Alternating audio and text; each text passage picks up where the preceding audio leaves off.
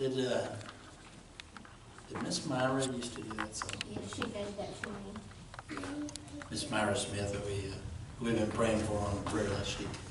She used to do that. I remember when I was a kid. She'd get up and read that story. Pretty neat little story, isn't it? Keithan, good job. Amen. Good job. And Mom, good job. That was good. All right. Let's turn in our Bibles this morning. Again to the book of Ezra.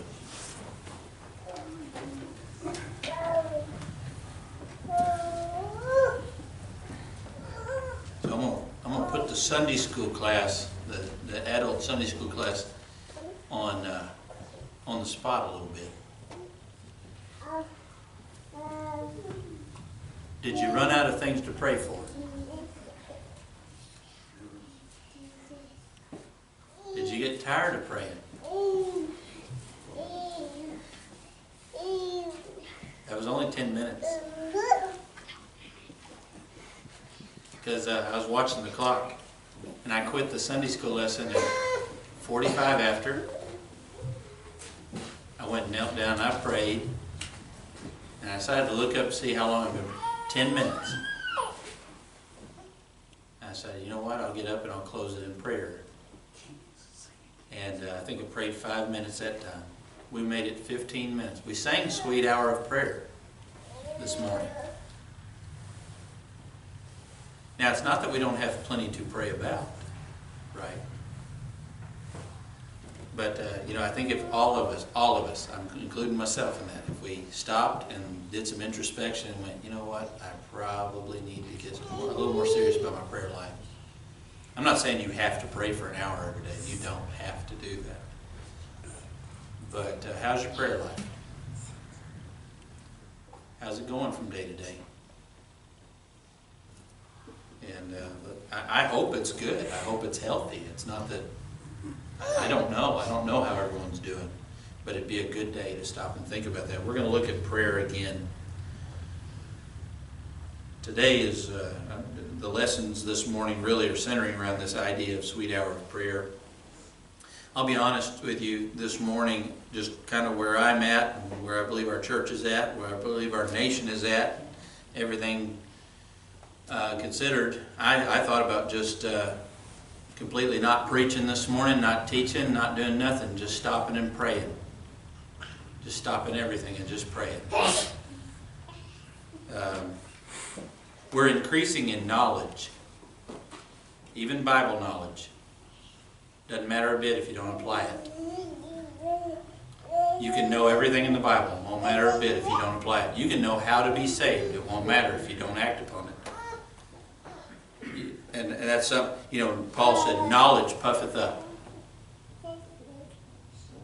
We stop and think about our routines. Stop and think about what we do. What do? We meet on Sunday morning, Sunday night, Wednesday night, and there's nothing wrong with meeting. The Bible doesn't even tell us how often to meet, to be honest with you. There were some churches that met every day in the book of Acts. Every day. Now that would be neat. I'm telling you, I think that would be pretty neat if we could do that. The fact is, we're a little too spread out. We have jobs, things of that nature. Sometimes people are working during church, and I get that. I do. I tend to understand that. But where was I even going with that? But stop and think about your own life. Stop and think. Okay, why am I doing this? Why do I go to church on Sunday? It needs to be because you love the Lord. It can't be so you can check it off your list for that week. It needs to be because, you know what, I need it. Why am I in my Bible? I need it. I read my chapter today. I don't think that's really the right perspective to have. I believe it needs to be something, you know what, I need to get in my Bible. Here's what happens though. We start to have things we'd rather be doing. I believe that's the biblical definition of an idol. That's why in the New Testament, John warned them, little children, keep yourselves from idols. Amen. That tends to start happening to us. I'd rather watch TV than pray.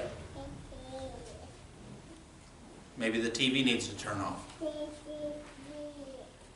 I'd rather do this, or I'd rather do that. I'd rather be doing this than be in church, or I'd rather this, that, and the other than be in my Bible. I'd rather this, that, and the other than pray. Whatever the case may be, it's starting to get in the way of us serving the Lord. And I'm not picking on anyone. This happens.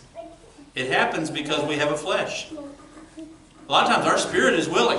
You know, we have times in our life where, man, I'm on fire for the Lord. I can't wait to serve Him, all this. The spirit is willing. Flesh is weak. That's what Jesus said about Peter.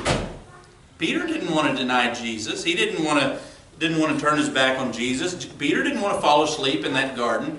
And Jesus came to him and said, boy, the spirit is willing, but the flesh is weak. I believe the Lord understands when we start, but we need to recognize it when we are. That's what I'm trying to point out. We need to start catching, I think I'm straying away from the Lord a little bit here. My love for Him isn't quite what it used to be. I'm not really into my Bible like I used to be. My prayer life isn't what it used to be. Church isn't meaning to me what it used to mean, and that's very easy to fall into. Recognize it when it's happening. Confess it to the Lord and get right with Him. And say, Lord, will you please revive me? Will you please light that fire within me? We all need it relit. I've heard preachers point out before, fires only burn for so long. You got to throw some more fuel on it. It's got to catch some wind. You got to put some gasoline on it, whatever you got to do. But that fire will only burn for so long. You got to get it revived. We're in Ezra, and we're just looking at prayer this morning. And I'm going to go over a little bit of information I went over in the Sunday school class. I'm not trying to rehash the same stuff, but I was telling the Sunday school class, really you can split Ezra into two, not right down the middle. There's 10 chapters. The first 6, Ezra really has nothing to do with. Okay? He's just writing it. It's kind of like in 1st and 2nd Chronicles. He's not even really living during that time. He's just recording it. Ezra is. And so in the first 6 chapters, it's dealing with the first return to Jerusalem. The people have went into captivity. The first 6 chapters are dealing with that first return. The last 4 chapters are dealing with the second return led by Ezra. And that's why Ezra, he has to do with the last 4 chapters. Nehemiah leads the third return. And so those are your 3 returns. But Ezra's chapters 1 through 6 deal with the first return. They're led by Zerubbabel and Jeshua. They are the leaders of the first return. And you will find in Ezra chapter 5, verse 1, then the prophets Haggai the prophet and Zechariah the son of Iddo prophesied unto the Jews that were in Judah and Jerusalem in the name of God of Israel, even unto them. That's why in our study, when we were going over the prophets, we stopped, in the minor prophet, we stopped with Zephaniah.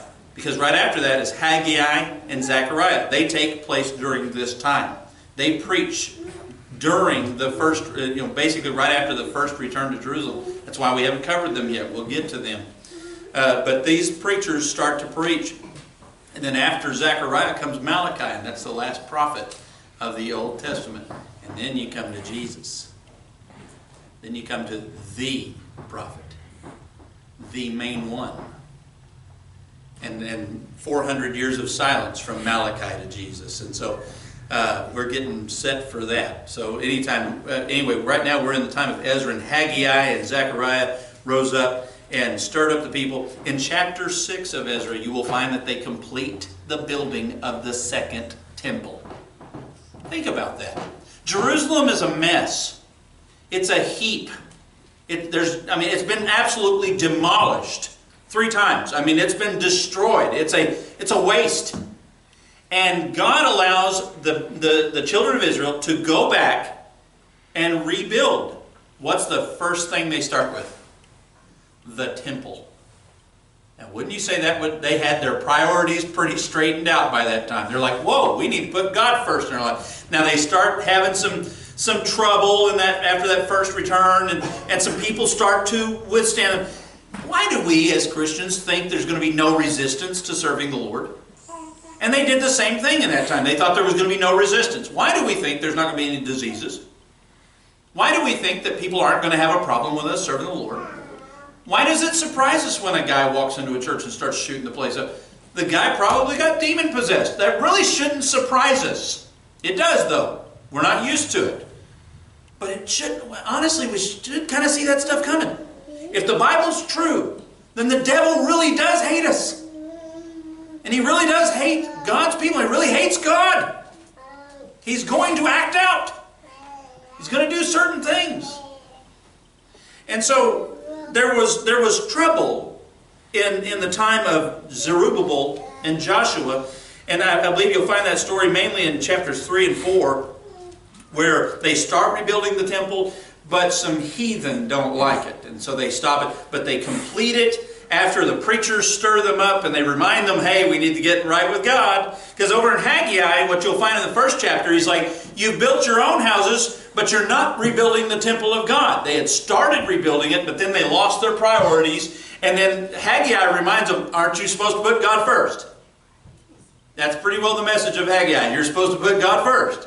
And then they finish the temple in chapter number 6. Then comes Ezra in chapter number 7. It says in verse 1, now after these things, in the reign of Artaxerxes, king of Persia, Ezra, the son of Seraiah. And then in verse number 6 it says, this Ezra went up from Babylon, and he was a ready scribe in the law of Moses, which the Lord God of Israel had given.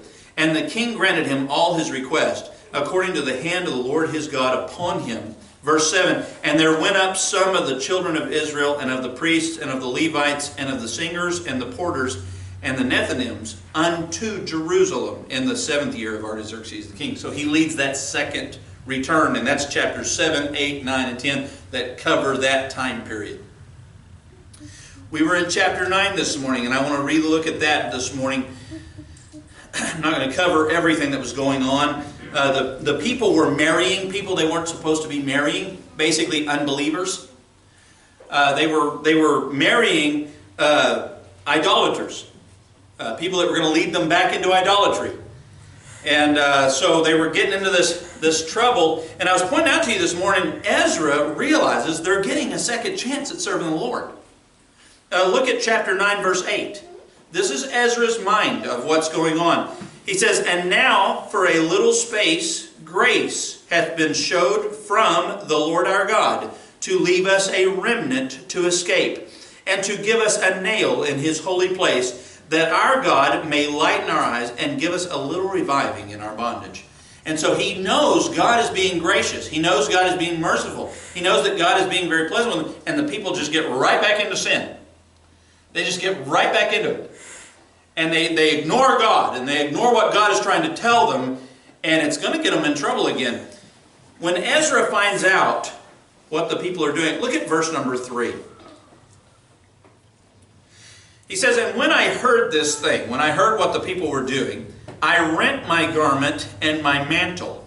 He tore his clothes, and plucked off the hair of my head and of my beard, and sat down astonied. I pointed out this morning, he didn't shave it. He plucked it. He literally pulled his hair out of his head and out of his beard to show how disgusted he was with the situation, how distressed he was for his people, how distressing this was to him. And verse number, and then it says, and he just sat down astonished. I showed you this morning what that means. I'm not going to tear my clothes, okay? Is that all right with everybody if I don't tear my clothes? If I don't just rip them off like the Hulk? Okay, I'm not going to do that this morning. And I'm not going to pull my hair out. It hurts. Jonica all the time is trying to get me to let her pull my gray hairs out. No! They're fine there. I'm fine having gray. It's fine. I've embraced it. There's a lot of them. Oh, it's annoying. Well, anyways, he pulled his hair out, tore his clothes, and sat down.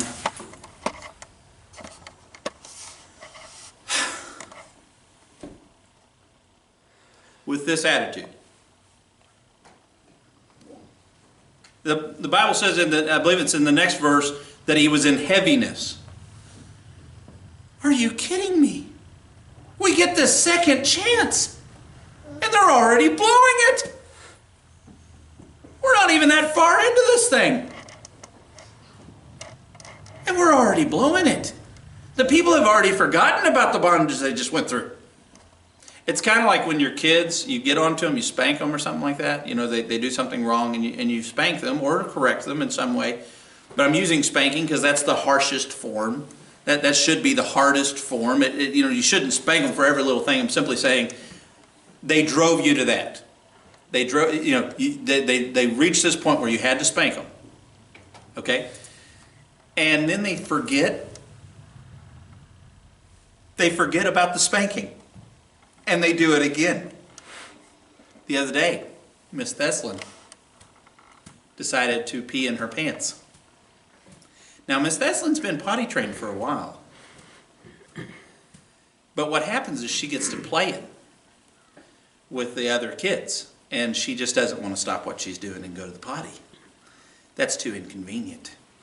So we warned her, Theslin, if you keep doing this was after about the third or fourth time in a row.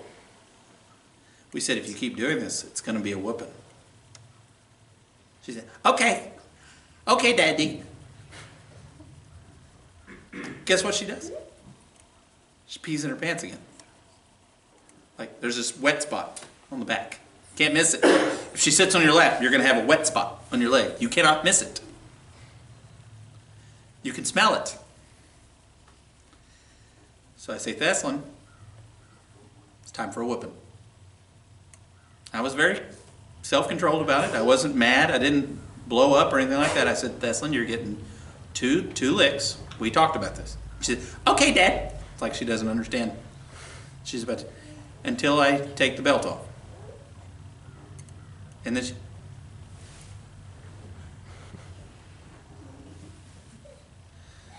I give her 2. Not even as hard as I can.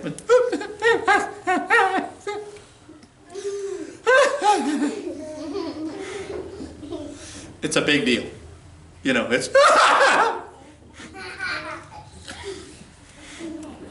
An hour later, guess what she has done again? She has forgotten all about the whooping.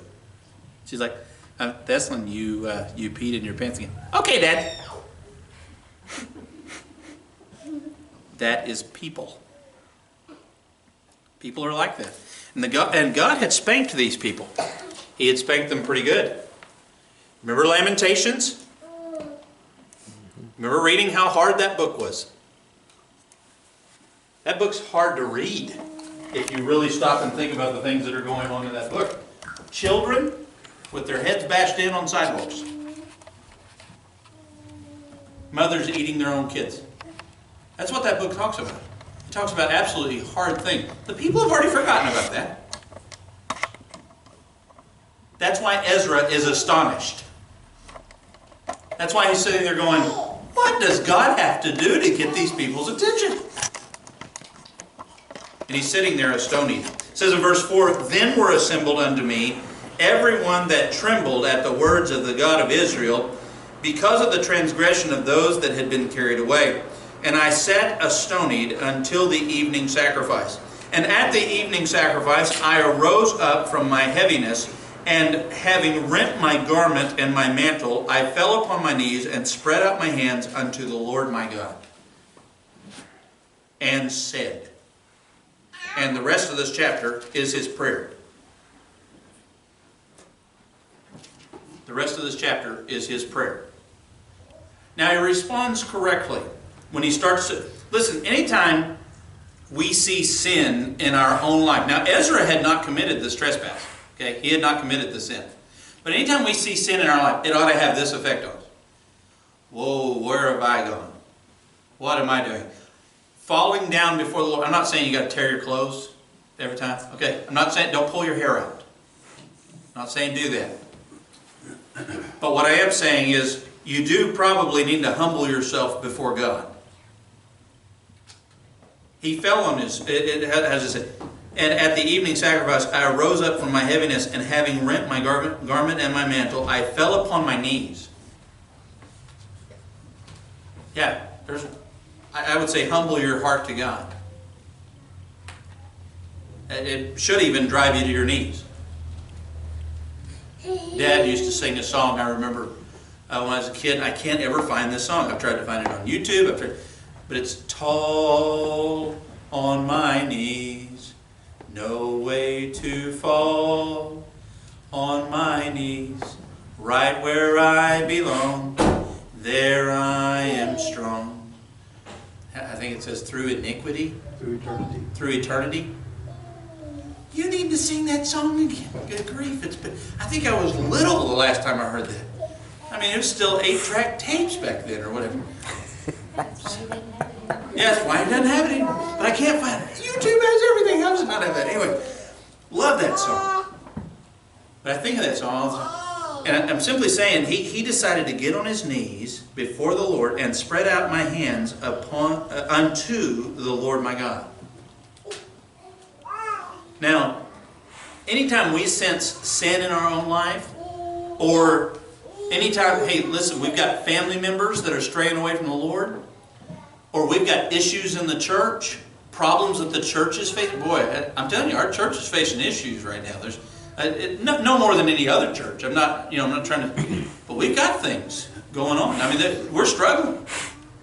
I think coronavirus has really caused pretty well everybody to struggle. Man, do I do this? Do I do that? What do I do here? What do I do there? Man, if I decide this, then this. I was talking about that this morning. How, like, if churches, I'm just giving you a hypothetical. If churches decide to shut down in regards to the coronavirus, do you know what the unbelieving world says? They said, aha, we knew it wasn't essential. Aha, we knew that didn't really matter to you. You were all faking the whole time. We knew you were just faking. We knew that God wasn't real to you. And that's what they say when you do that. But if you don't shut down, here's what they say. We knew you didn't care about people. We knew you were to endanger people's lives. How dare you? And on and on. So you can't win for losing. You're between a rock and a hard place. And, I mean, I'm seeing this all over the internet. I'm seeing, and I don't sit back and go, well, I can't believe that church shut down. I don't do that. That's none of my business. I'm not their judge. And I don't sit back and go, well, I can't believe that church didn't shut down. This is pretty unprecedented territory. I'm not going to be anyone's judge on this. I'm not. What was it over in Romans? Paul said, who is it that judges another man's servant? I got to be real careful doing that. Because they're not my servants. They're God's servants. Now, I want to use good judgment and try to use good judgment in my own life and in the life of our church. I'm telling you, this is pretty crazy times. And I got to be honest with you. I think worse stuff's coming. I really do. And I think at some point we have to stop and go, wow, what do I do here? What would the Lord have me do? And maybe just take it before Him.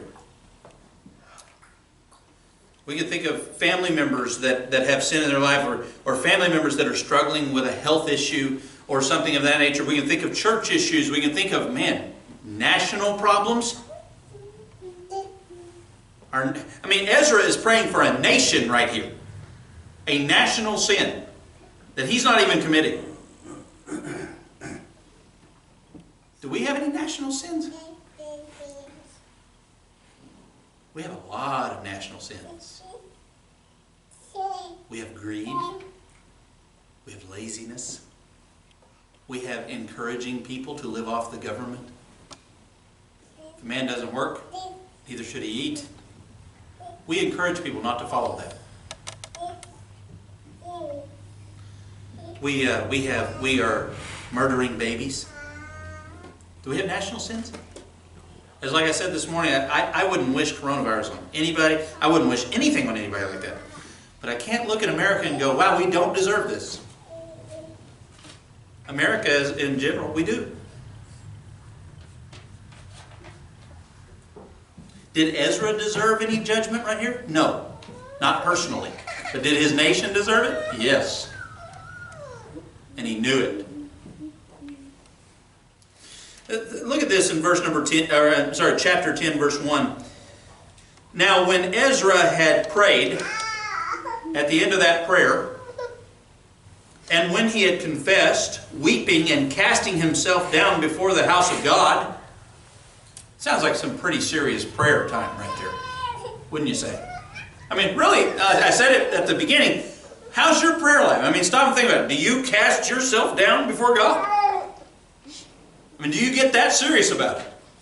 I love what Brother Dave Hardy said one time. He said, there were times in my ministry where I had to just go in my office, shut the door, lock it, and lay flat on the floor, he said, and suck up dirt for a while. Some of us are germaphobes. Oh, I can't believe you'd actually suck up dirt. Well, he knew that was going to be more healthy than not. He knew there was a little bit bigger issue.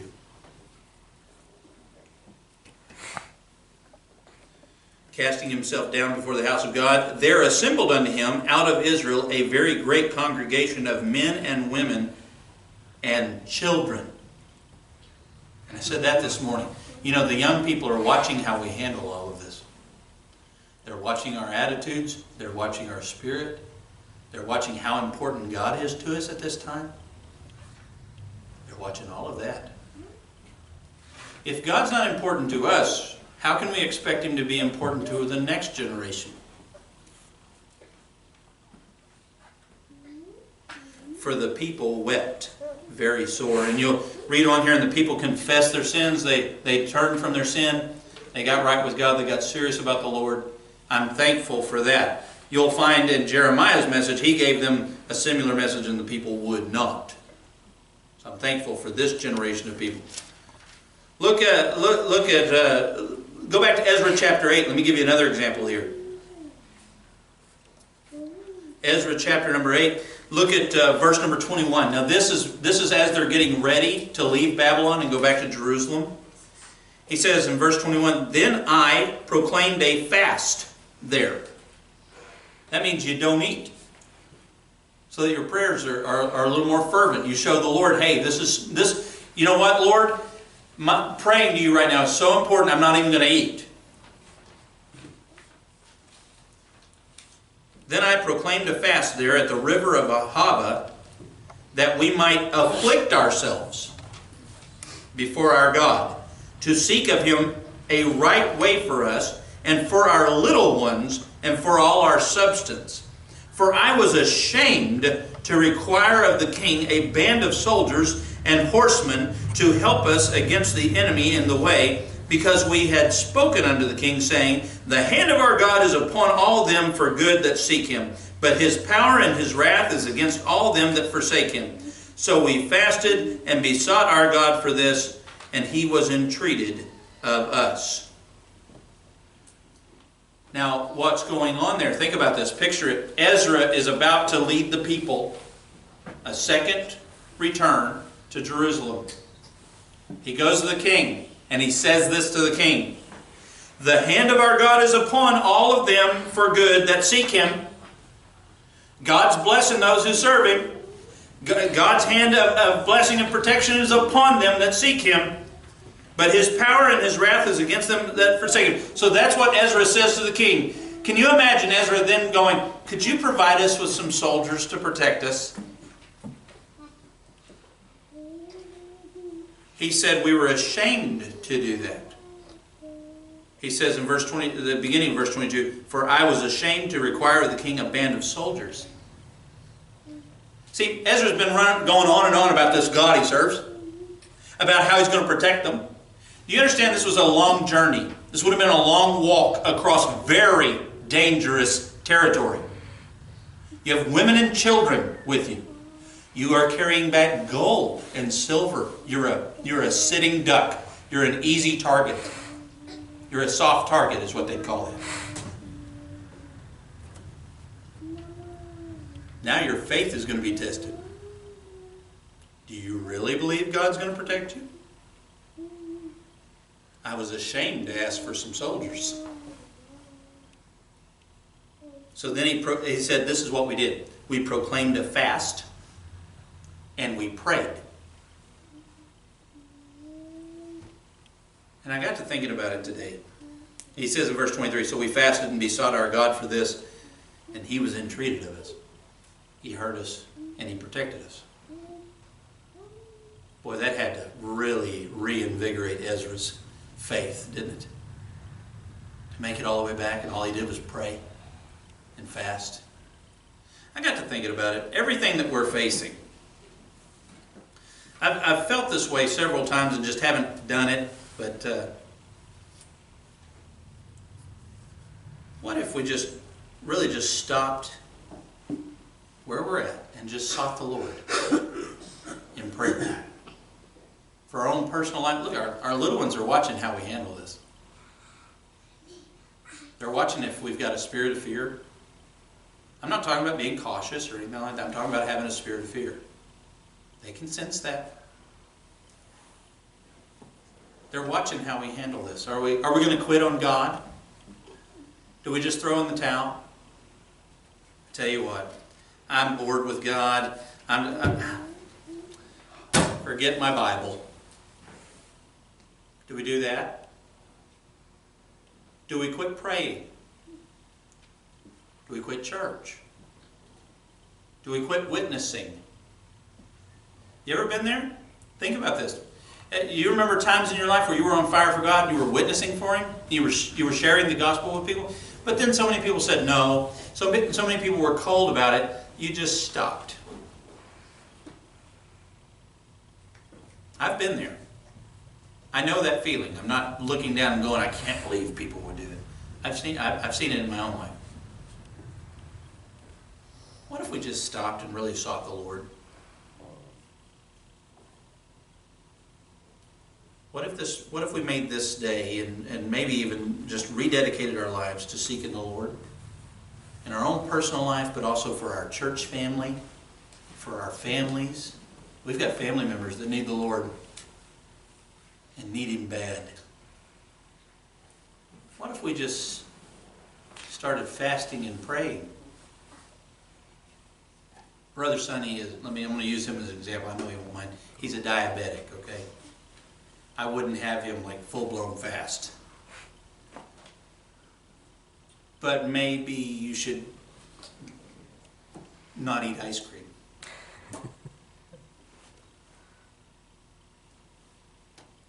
What if we set ourselves to fasting and prayer?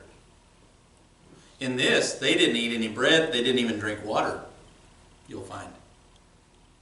Now, I don't know that, I'm not trying to set the parameters, but what if in your own heart you went to the Lord and said, you know what, I'm going to fast. I'm going to fast from my TV. I'm going to fast from this. I'm going to fast from whatever. But I'm going to fast, and I'm going to pray, and I'm going to seek the Lord. Our church is in trouble. Churches all over are in trouble. Our missionaries, listen, if churches fall, missionaries fall. Our missionaries are now in trouble. Big trouble. Finances aren't coming in like they were. Can you imagine being on a foreign field and all of a sudden finding that certain churches aren't meeting anymore, that they have had to fold, and all of a sudden that $50 a month that you were counting on isn't coming in anymore? Can you imagine being in that pickle? I can't. I can't imagine what that must feel like. You know what they'll have to do? They'll have to stop what they're doing and just start seeking the Lord. And just start calling out to Him. That's what they'll have to do. That's what we need to do. I want to ask you to take some time this morning now, and let's show the young people. I was debating on this. This is how we ended Sunday school. But we need to show our young people this is what we do when we face trials, when we face danger, when we face troubles, whatever they are. We go to the Lord in prayer. We start fasting if we need to. We tear our clothes. No, I'm just kidding. But we start fasting, we start praying, and we get serious about seeking the Lord when troubles come. When things get really tough, this is what we do. This is what the children of God do. Let's take a moment this morning. I want to ask every head to bow, every eye to close. You've got things to pray about. I've got things to pray about. Maybe you've got some personal sins in your life. Maybe something has just taken too much of your time. Maybe something has just become too big to you. Maybe there's nothing wrong with it, but it's just become more important to you than God. Maybe you need to get that thing in its right place. Maybe it's a relationship. Maybe it's a hobby. Whatever. Maybe get it in its right place this morning and rededicate your life to the Lord. Maybe this morning you have a good walk with the Lord, but you have other people you need to pray for. Other family members. Other churches. Missionaries. We have 20 missionaries to personally pray for. We know people that have coronavirus right now. We need to lift them up. Brother Bob and Miss Calla especially. The Raphael family out in New Mexico. We have family members. We have people in the military. We have a nation to pray for. Let's take some time this morning and do that.